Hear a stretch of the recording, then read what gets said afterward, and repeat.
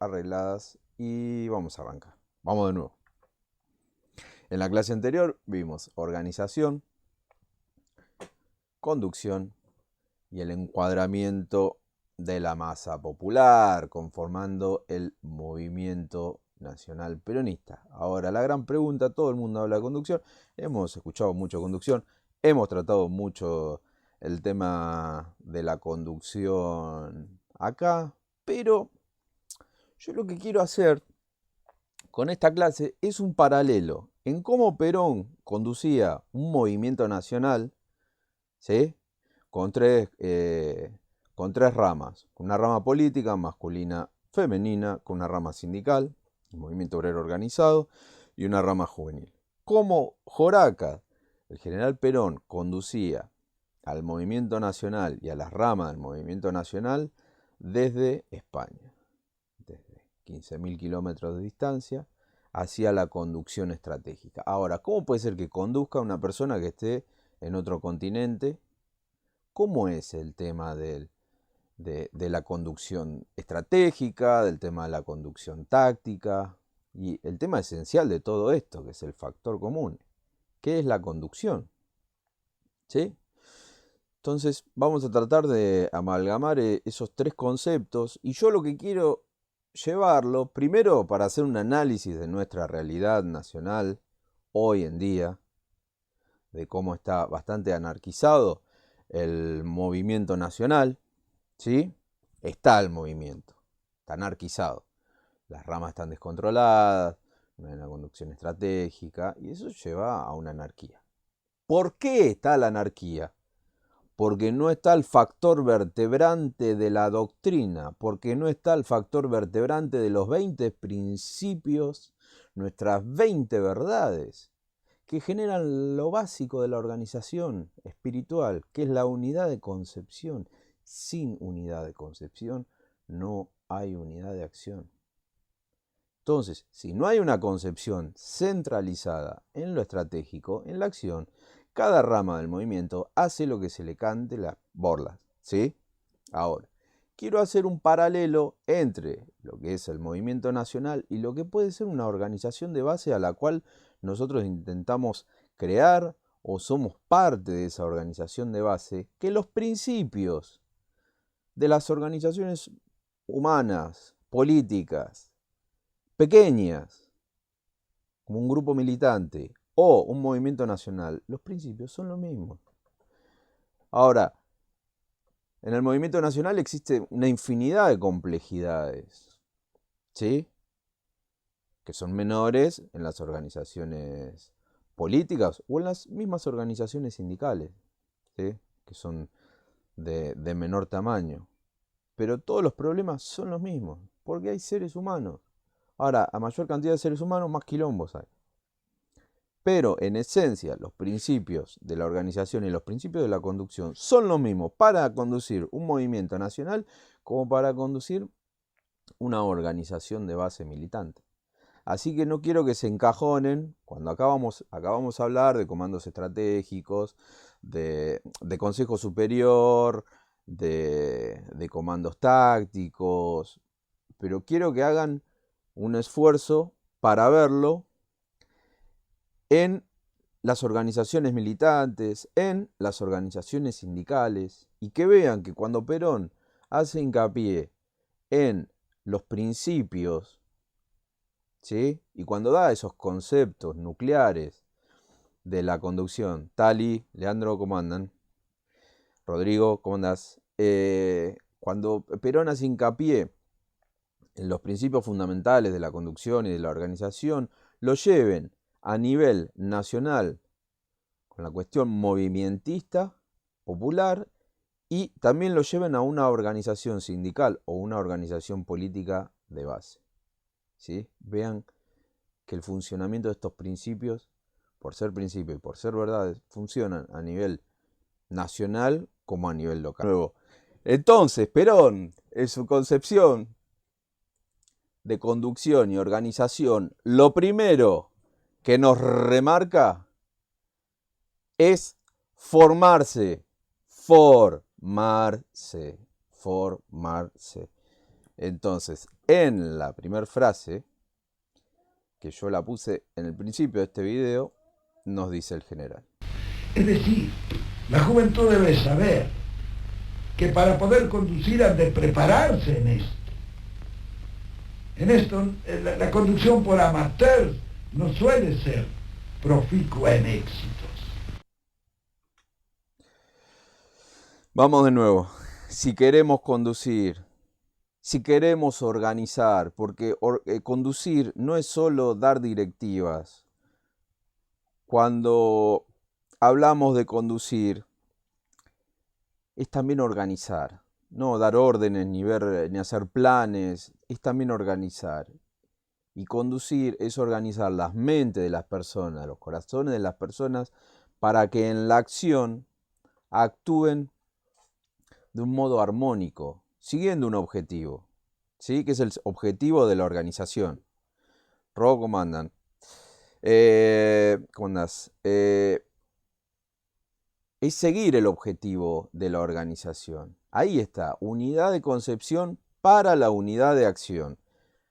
Pero para conducir de una manera, digamos, profesional, o que funcione, o que tengamos éxito en el universo de la conducción, debemos formarnos, ¿sí? Y acá está la escuelita, y acá está el general dando esta clase para formarnos. Lo que necesita nuestra juventud es organizarse.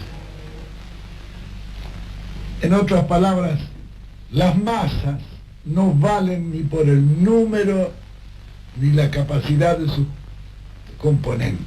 Vale por las clases de dirigentes que tienen a su frente. Perfecto. Ahí está uno de los grandes secretos de la organización. Esta cuestión de que la organización, que lo va a hablar después Perón, sigue un principio nuclear, ¿sí? Se necesitan componentes de encuadramiento, dirigentes de encuadramientos que organicen, como si fuese una célula inicial, ¿sí? Que va acercando, como un imán, va acercando a los elementos desorganizados y van organizando, van encuadrando, van dándole forma a las organizaciones, ¿sí? En esa pequeña organización uno lo puede hacer de base o puede hablar de una gran organización completa. Siempre en la cabeza tenemos al conductor. Puede ser un conductor táctico, ¿sí? Que es un conductor de acción, o un conductor estratégico, que es un conductor no tan solo de planificación, sino que trata de mantener a todos los componentes de ese organismo unidos.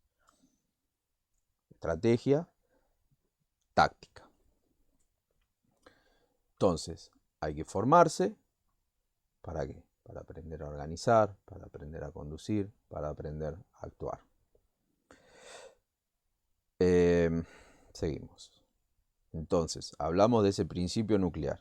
Y en ese principio nuclear, Perón tenía una máxima que decía, las organizaciones, como los pescados, se empiezan a pudrir por la cabeza. Entonces, con una mala conducción, que yo lo he vivido en carne propia, con una mala conducción, puede chocar hasta la organización más perfecta que puede existir. De ahí la importancia de los dirigentes de conducción y de los dirigentes de encuadramiento. Los de conducción se encargan de la conducción estratégica y los de encuadramiento de la ejecución de la lucha táctica. Entonces, los de conducción, que él lo plantea como la conducción estratégica, ¿sí? Es de la planificación, ¿sí? Ver todos los organismos, ver la realidad del panorama, hacer la planificación, bajársela a los comandos tácticos, y los comandos tácticos, basado en la realidad, ahí como Perón dice en el teatro de operaciones, arman a las organizaciones para actuar y conseguir los objetivos que planifica el comando estratégico, ¿sí? Entonces, lo estratégico más basado en la planificación, y lo táctico basado en la acción, en la ejecución de esos objetivos de máxima que tira la estrategia, cómo lograrlos, llevarlos a la realidad. Esto es muy, pero muy similar a los principios a los principios militares, con una pequeña diferencia, que esto no es un ejército militar, sino que esto es un ejército civil. El ejército militar tiene por medio la violencia, nosotros tenemos como el medio de lucha la política. Pero todo esto necesita una unidad de concepción y una unidad de acción. Entonces, lo habíamos dicho, unidad de concepción para la unidad de acción. Si un comando estratégico no tiene una unidad de concepción, si el último en la organización no sabe de qué carajo está hablando el comando estratégico y menos va a entender al táctico en qué es lo que se está buscando y cuáles son los objetivos, si no se habla un mismo idioma, si no se tienen unos mismos principios, si no se basa en una misma doctrina, ¿cómo carajo puede haber unidad de acción? ¿Sí? Si acá lo que vertebra en el peronismo y lo que nos dio trascendencia son las 20 verdades, la doctrina y el modelo argentino. Nada más. La planificación estratégica para la acción táctica. Planificación. Basta de coyuntura, basta. Entonces, hay que planificar y la coyuntura la dejamos de lado para rellenar espacios. La unidad de concepción pertenece al comando estratégico. Arriba. Y la unidad de acción pertenece a todos los comandos de la lucha táctica.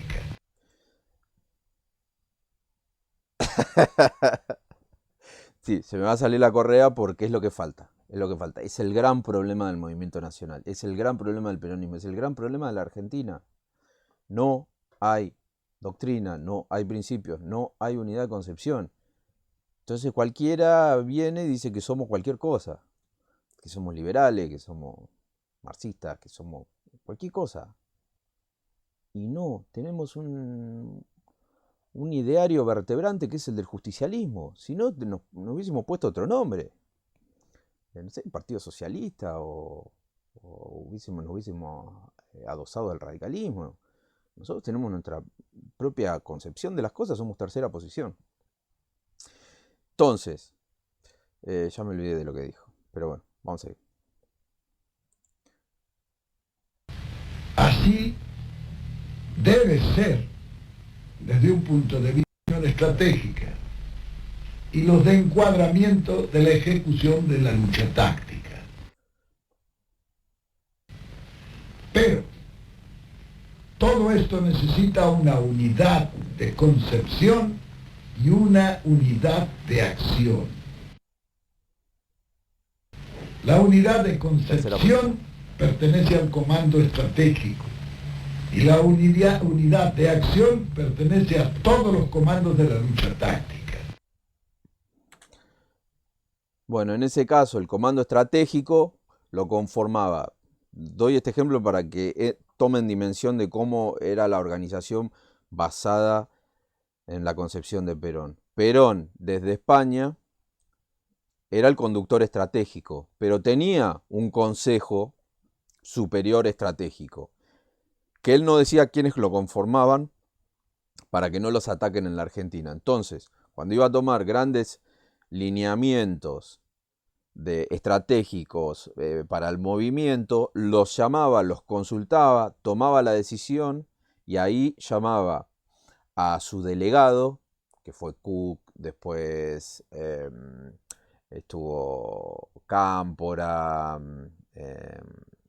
bueno, que el delegado era era un representante del Consejo Superior Estratégico que iba al teatro de operaciones, digamos, al país que era donde se daba la acción, la lucha táctica, y hablaba con el comando táctico.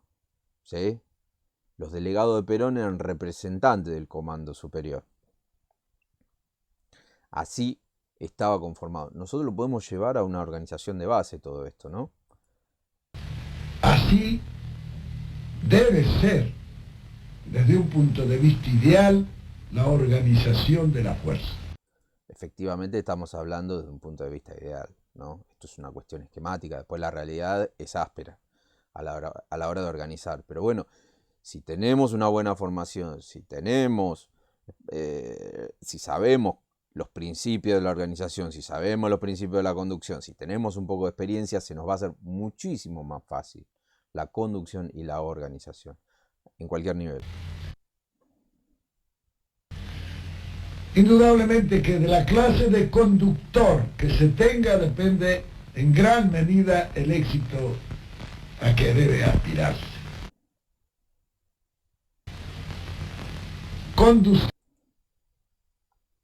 El éxito depende de la clase de conductores. Fíjense que no habla de una cuestión cuantitativa. Lo cuantitativo estaba para el tema de las urnas, para las elecciones era lo cuantitativo. A la hora de organizar y de hacer la lucha táctica estaba basado en los conductores de encuadramiento, en los cuadros. Por eso es tan importante el tema de los cuadros, de los dirigentes de encuadramiento. Porque ahí está el éxito. No tan solo en los buenos diseños estratégicos, sino en toda la organización dirigencial, desde el estratega hasta los tácticos. Es un arte, como la pintura o como la escultura. Acá se mete con el tema de la conducción y el arte de la conducción. Es el arte de la conducción. Acá lo voy a explicar muy bien. Tiene su técnica y tiene su teoría. Entonces, Con la teoría y la... arte de la conducción tiene su técnica, tiene su teoría. ¿Sí? Nosotros tenemos que aprender la teoría. técnica se puede hacer un buen cuadro como se puede hacer una buena escultura. Indudablemente que si se quiere una cena de Leonardo o una piedad de Miguel Ángel, sería necesario Leonardo y Miguel Ángel. Porque la teoría y la técnica es la parte inerte del arte, la parte vital es el artista. De manera que siendo la conducción un arte, es necesario preparar a un artista dándole la técnica y dándole la teoría. Para eso está la escuelita, para armar artistas. Ahora, ¿qué carajo quiere decir Perón con esto del artista? Volvemos al tema del comando estratégico y el comando táctico. El comando estratégico, imagínense que el comando estratégico le manda a decir al comando táctico que haga, no sé, una escultura de un perro. Entonces, el conductor de encuadramiento, ¿sí? El cuadro, que tiene la técnica y tiene la teoría y también tiene la experiencia, en la realidad, ¿sí? Que sería, no sé, un material que le den, empieza a tallar, no sé, un perro. Bueno, en la cuestión política, el conductor estratégico le da un objetivo estratégico al conductor táctico y el conductor táctico en la realidad, que sería la plastilina en el cual moldea, ¿sí? La va moldeando la realidad a través de los hechos, ahí, en la realidad.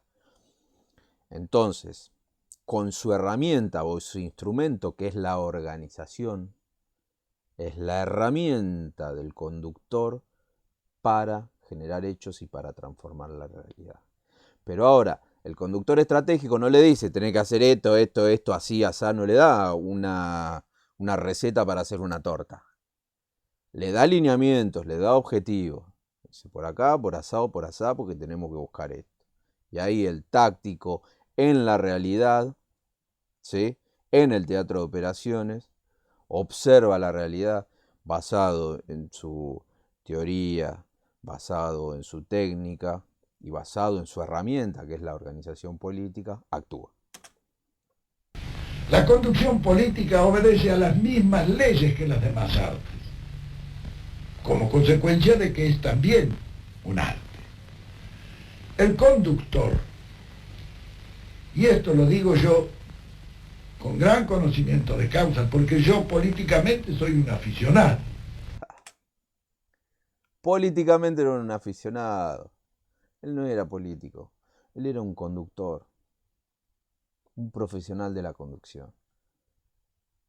Por eso es muy difícil que un político llegue al nivel de Perón si no tiene esa formación de conductor. Si no es un profesional de la conductor, no le va a llegar, profesional de la conducción, no le va a llegar ni a los tobillos. Mi profesión es la de conductor, porque eso es lo que he hecho y estudiado y trabajado toda mi vida. Claro. Naturalmente que dominando el arte de la conducción es más fácil conducir que ignorándolo. Ahora, el resto depende del óleo sagrado de Samuel que hayamos recibido como artistas al nacer. Nos va a ir muchísimo mejor si nos formamos, si leemos conducción política, si escuchamos a Perón con toda su sabiduría. Nos va a ir muchísimo mejor si no nos formamos. Eso es clave.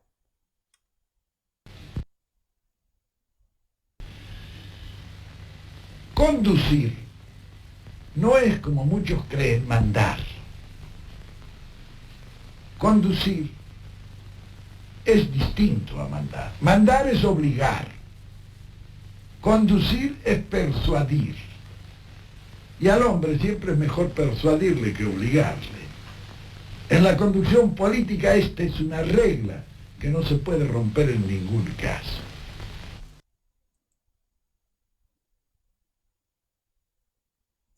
Bueno, esto uno se lo tendría que tatuar en un brazo para recordarlo las 24 horas del día.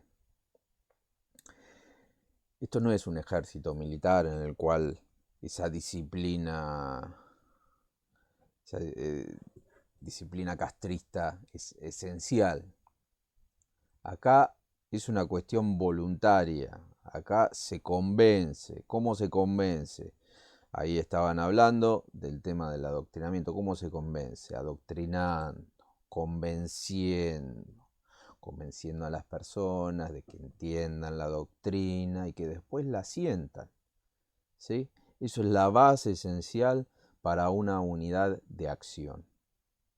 Base esencial para la unidad de acción es la persuasión, porque cuando uno está persuadido, actúa convencido, ¿sí? Alimentado por una mística y una esperanza casi infinita. Eso es lo que nos da fuerza a los peronistas, el tema de la persuasión. En muchísimas organizaciones políticas, hasta dentro de nuestro universo y fuera de nuestra concepción, hay muchas organizaciones que quizás esa disciplina castrista o esa cosa de obligar y demandar es regla. Y no sigan ese lineamiento. No sigan ese lineamiento porque lleva al fracaso total.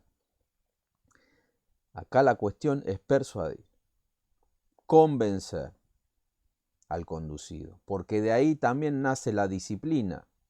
Y no es una disciplina, hay un respeto al conductor, pero también es una disciplina a la idea, a los ideales. ¿Sí? Uno está luchando por un ideal. Por eso es tan importante el adoctrinamiento. Y está mal que se deje de lado el adoctrinamiento. Dale play. De la economía de fuerzas, la sorpresa, la continuidad del esfuerzo, en fin, un sinnúmero de principios que se realizan todos sobre un núcleo central, que es el principio de la economía de fuerza, que dice que no se debe ser fuerte en todas partes para vencer políticamente. Es suficiente ser más fuerte en el momento y en el lugar donde se produce la decisión. Todos los demás principios obedecen a ese, diremos, principio nuclear. Sirven a ese principio los demás.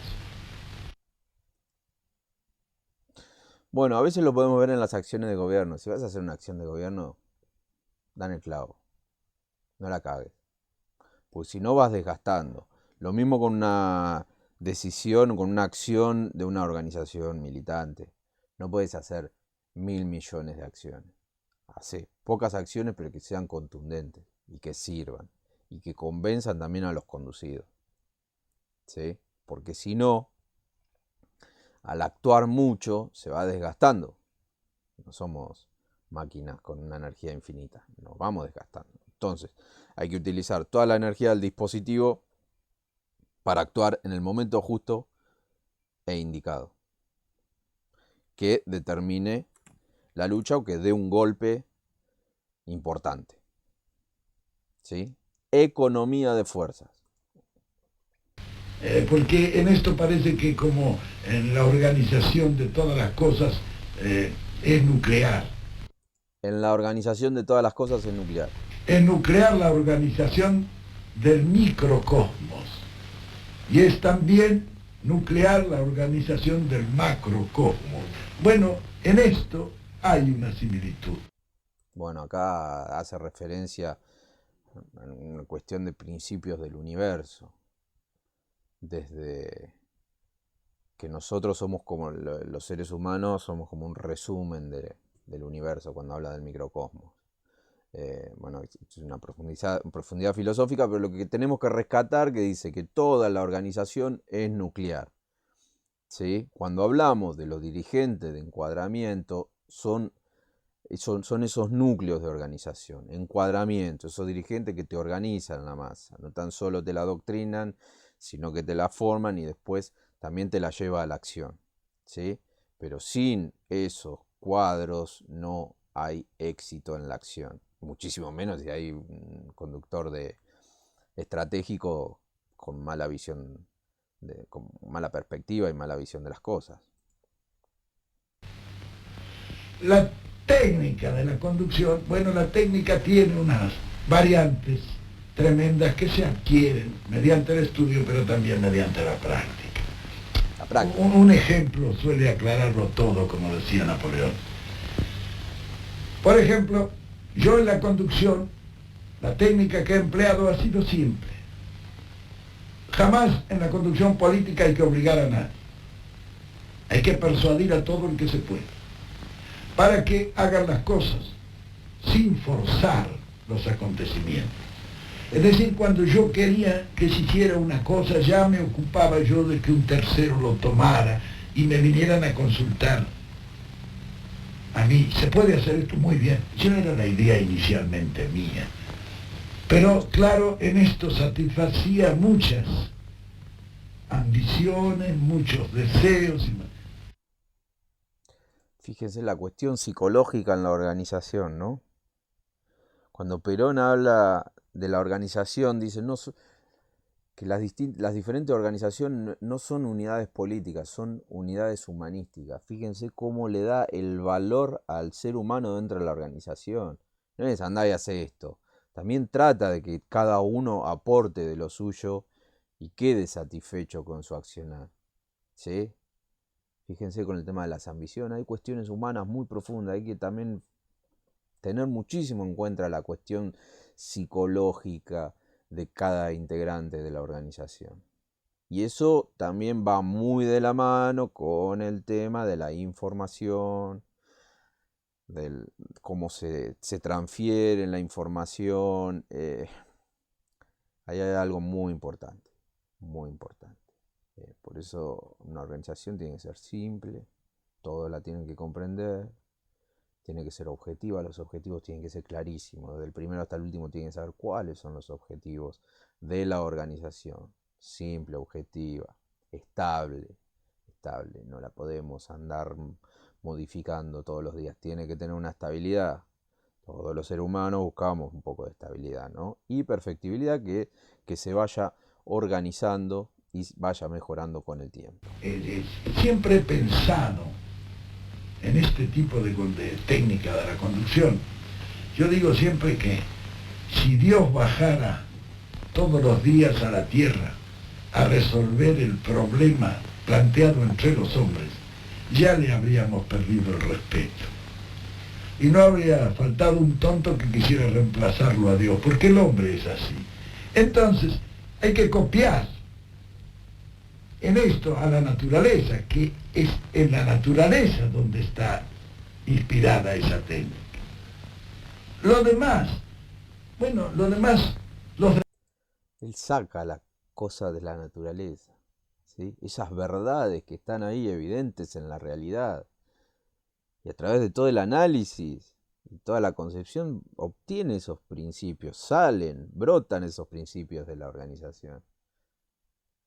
No es que nace de un escritorio, nace de ahí, de la realidad, porque para nosotros la única verdad es la realidad. De ahí brota la verdad. Además, procedimientos son similares a esto. En política no hay nada directo, no hay nada violento, no hay nada que llegue a forzar la voluntad de los hombres, sino En política nada llega a forzar la voluntad de los hombres. Por eso el tema de la persuasión y que no somos un ejército. ¿Sí? No somos un ejército de tipo militar. Él planteaba que somos un ejército civil, en el cual nuestro medio de lucha es la política, que es a promover esa voluntad, concebirla y lanzarla. El conductor político promover esa voluntad, ¿sí? Que brote esa necesidad de actuar y de participar en cada uno de nosotros. No solo por dar una orden, sino que de cada uno brote la necesidad de participar, de organizarse y de actuar, ¿sí? Fíjense qué importante en la cuestión psicológica que es un conductor. es un hombre que hace por reflejo lo que el pueblo quiere. Él recibe la inspiración del pueblo, él la ejecuta. Y entonces puede tener la absoluta seguridad que lo va a realizar mejor. Porque los pueblos difícilmente se equivocan. Y esto fue una verdad. Por eso después de más de 70 años lo seguimos teniendo allá arriba. Porque él representaba todas las aspiraciones del pueblo, del espíritu del pueblo. Y él seguía una doctrina. Arriba de Perón había una doctrina. Arriba de Perón estaban las 20 verdades. No estaban abajo de Perón, estaban arriba de Perón. Y eso es lo que lo hizo grande a Perón. Que nunca traicionó las 20 verdades, nunca traicionó a la doctrina y nunca traicionó a nada de lo... nunca traicionó al pueblo argentino. Nunca. Para conducir un pueblo, la primera condición es que uno haya salido del pueblo, que sienta y piense como el pueblo. Quien se dedica a la conducción debe ser profundamente humanista. El conductor siempre trabaja para los demás, jamás para él. Por favor, me largo a llorar. ¿Escucharon ese último? Bueno, el día que esto funcione medianamente de esta manera, vamos a ser muy grandes. Hay que vivir junto a la masa, sentir sus reacciones y entonces recién se podrá unir lo teórico a lo real, lo ideal a lo empírico. Y en la conducción política tiene un sinnúmero de características originales que llevan a comprenderla. La política no se aprende, la política se comprende. Y solamente comprendiéndola es como es posible realizarla racionalmente. Uy, le puse stop, disculpen.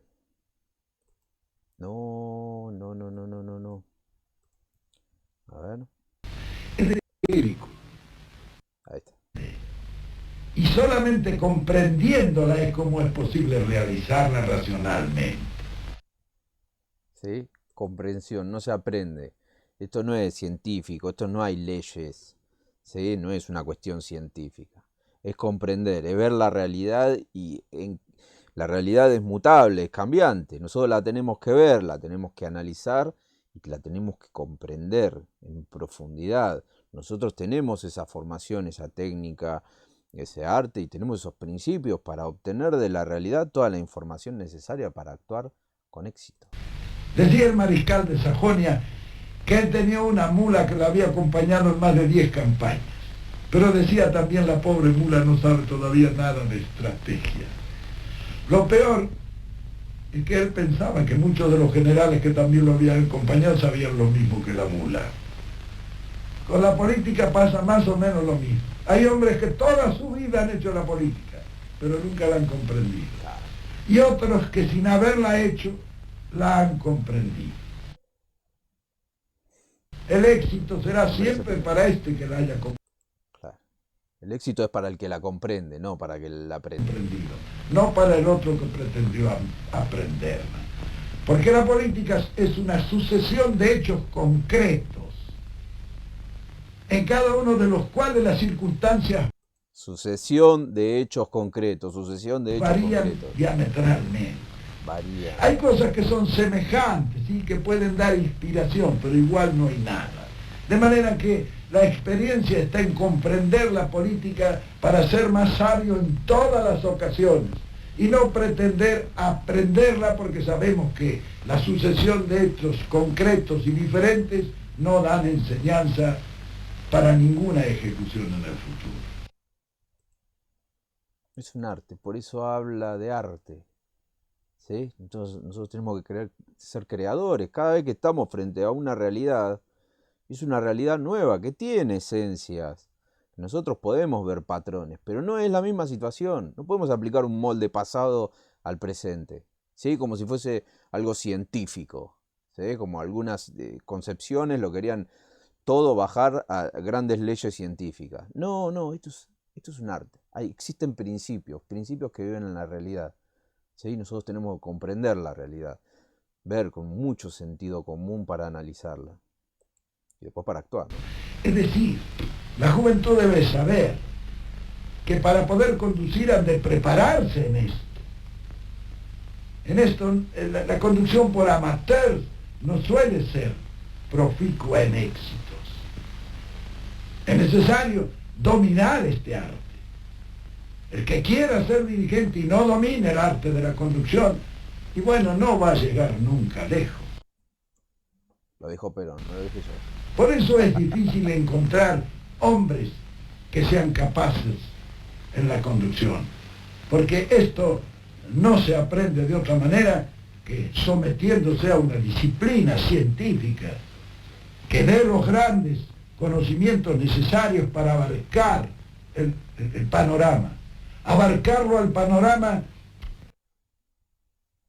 Ahí se viene la es magia. ver el panorama con una sensibilidad que es indispensable y una imaginación sin la cual no vale nada ver las cosas. El proceso artístico. Entonces, con sensibilidad e imaginación, ver, base para apreciar, apreciar, base para resolver, y resolver, base para actuar. Eso es lo mínimo e indispensable que tiene que tener un dirigente de encuadramiento. Si no puede tener esta comprensión de la realidad, esa sensibilidad e imaginación para ver, para analizar, para resolver y para actuar, estamos cagados, ¿sí?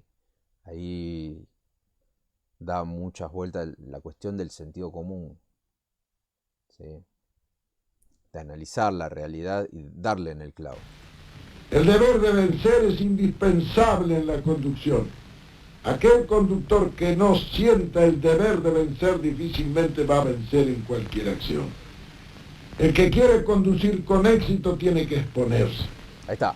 El que quiere éxitos mediocres, que no se exponga nunca. Los tibios. Y si no quiere cometer ningún error, lo mejor es que nunca haga nada. Los cagones.